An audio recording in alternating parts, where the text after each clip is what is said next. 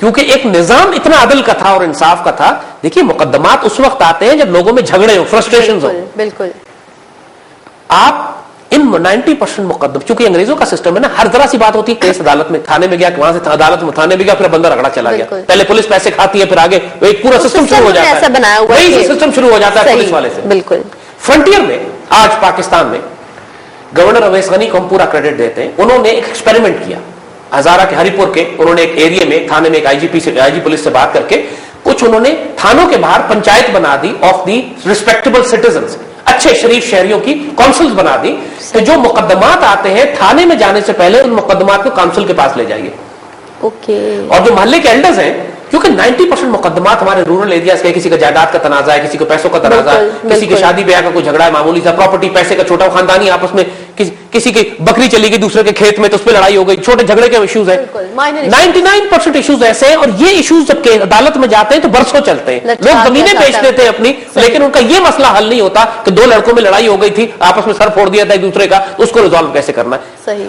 تو جب انہوں نے NWFP میں ایک چھوٹے سے علاقے میں انہوں نے اس کا ایکسپیریمنٹ کیا, یقین کریں کہ اس تھانے کے تقریباً 90% کیسز رجسٹر ہونا بند ہو گئے اور معاملات باہر ہی تصفیہ ہو گیا, ریزالو ہو گئے.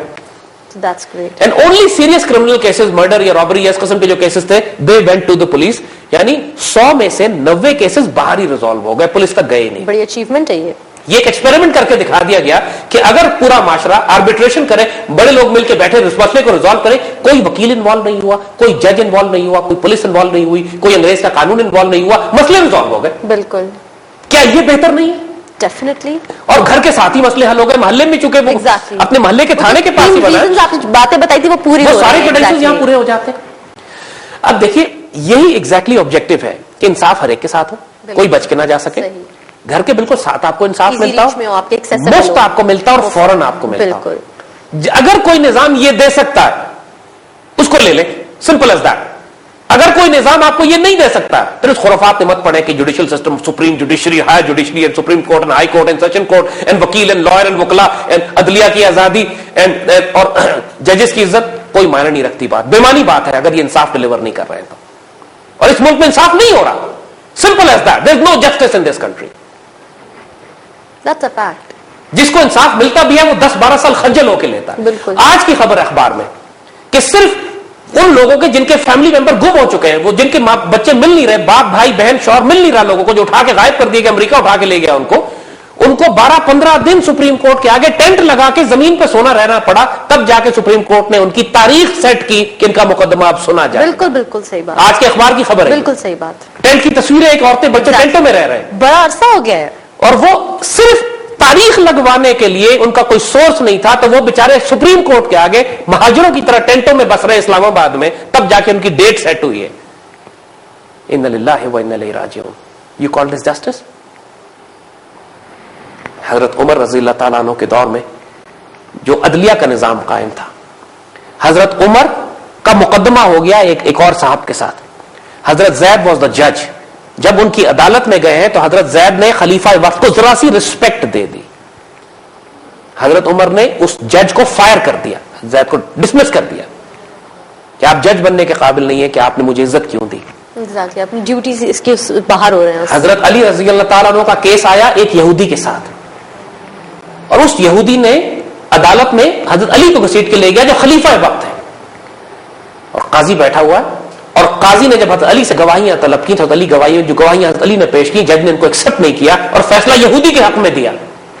اور یہودی اس پر مسلمان ہو گیا کہ یہ کون سا مقام, کون سی عدالت, کون سا سسٹم ہے کہ جہاں خلیفہ وقت کے خلاف ایک یہودی غیر مسلم کیس جیت جاتا ہے, اور جج جو ہے وہ فیصلہ یہودی کے حق میں دیتا ہے, اور خلیفہ وقت کیس ہار جاتے ہیں. کیا کائنات کا کوئی جوڈیشل سسٹم یہ مثالیں دے سکتا ہے؟ حضرت ابو بکر صدیق رضی اللہ تعالیٰ عنہ نے خلیفہ بنتے ہی جو پہلی بات فرمائی تھی, جس کا مفہوم یہ تھا کہ تم میں جو طاقتور اور ظالم ہے میں ان کا دشمن ہوں, اور جو کمزور اور مسکین ہے میں ان کا دوست ہوں, میں ان کے ساتھ کھڑا ہوا ملوں گا. اور اس کے بعد پھر وہ نظام بنتا ہے کہ جب حضرت عمر رضی اللہ تعالیٰ عنہ فرماتے ہیں کہ میں ایک مہینہ مدینہ میں گھومتا تھا, ایک کیس میرے پاس نہیں آتا تھا.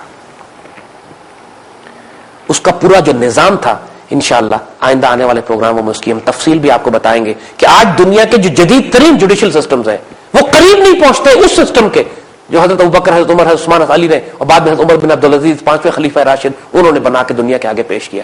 Would you believe it کہ قیدیوں کو تنخواہیں دینا، ان کو سیلریز دینا، اس حد تک دھیان کرنا کہ ان کے کپڑے، ان کا کھانا، ان کا پینا اسٹیٹ کی طرف سے ملے گا. یہ سارا نظام تک ایک ایک لائن تک ڈیفائن کر کے، جس کو آج جیل مینول کہتے ہیں، وہ سب کچھ بنا کے حضرت عمر، ابوبکر، حضرت عمر، عثمان، علی اور حضرت عمر بن عبدالعزیز یہ مکمل کر کے انسانیت کو دے چکے، جس سے پوری دنیا میں پھیلا یہ نظام جو کئی سو سال تک پوری اسلامی دنیا میں چلتا رہا. جو خلافت راشدہ کا سسٹم تھا، جہاں ظلم نہیں تھا، عدل تھا، انصاف تھا، گھر کے ساتھ انصاف ملتا تھا. ایک بیوہ بھی یتیم خلیفہ وقت کے خلاف ایک یتیم بچہ کھڑا ہو کے خلیفہ پہ کیس کرتا تھا اور کیس جیتتا تھا. انسان یہ خواب کی دنیا لگتی ہے، لگتا ہی نہیں کہ اس دنیا کے کوئی واقعات ایسے بھی ہوتے ہوں گے. یہ تفصیلات انشاءاللہ اگلے پروگرام میں آپ کو بتائیں گے. بہت شکریہ زید صاحب. ویورز، اس کے ساتھ ہی براس ٹیکس کی آج کی ایپیسوڈ اپنے اختتام کو پہنچتی ہے. ہم نے عدلیہ کے نظام کے حوالے سے اپنی گفتگو کی.